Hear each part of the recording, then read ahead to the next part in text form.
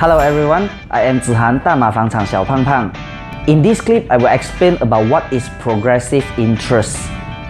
Progressive interest is the interest that you have to pay from the stage 2A, which is after the foundation of the work, until the vacant possession, when you get your key and officially move in to the property. So, why do we have to pay progressive interest? In this chart, you can see there are three parties that are involved. The first one is the developer, the second one is the buyer, and the third one is the bank.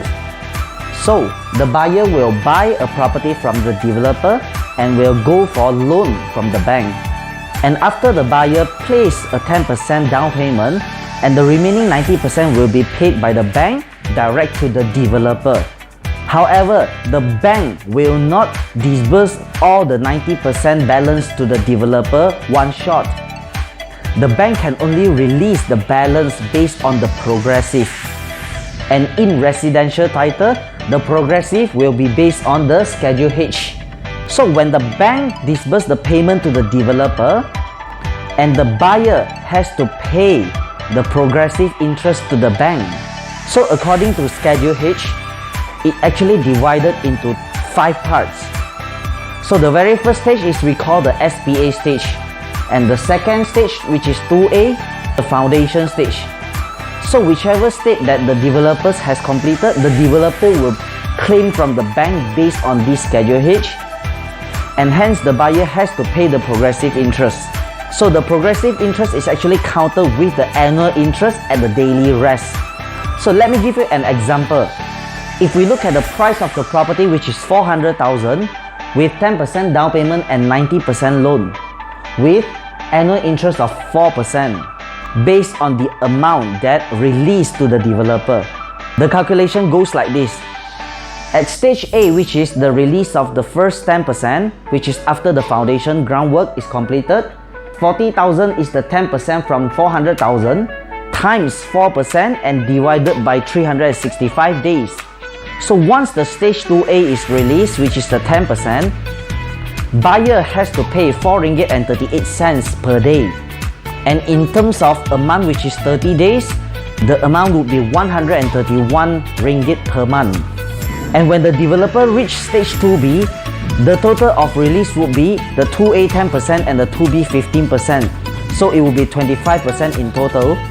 And 25% from 400,000 is 100k times 4% and divided by 365 days, and it will be 11 ringgit per day. So times 30 days, it will be 330 ringgit per month. And when developer reach stage 2C, which is in total the release of 35% of 400,000, then it will be 140,000 times 4% and divided by 365 days. And that will be 15 ringgit and 34 cents per day, and times 30 days it will be 460 ringgit and 20 cents per month. So this is how we calculate progressive interest, and these are the interest that buyer has to pay. But there is no way to calculate a fixed amount of progressive interest. This is due to a lot of factors, such as weather, the progress of the contractors, and all these factors may affect the process and also the time. So the progressive interest will continue to accumulate until VP is obtained and buyer officially starting to pay their loan. So in case if you do not know what is a Schedule H, down there I have a link attached that you can download the Schedule H. And keep in mind, progressive interest is actually calculated at the daily rest. And in another clip, I explained about DIBS, which was a scheme that was already demolished in the budget of 2014 to stop all the speculations. So this is what progressive interest is. Should you have any question, drop your question at the comment below and I will reply you as soon as possible. Thank you very much for watching. I'll see you in the next clip. And don't forget to subscribe my YouTube channel. Bye bye.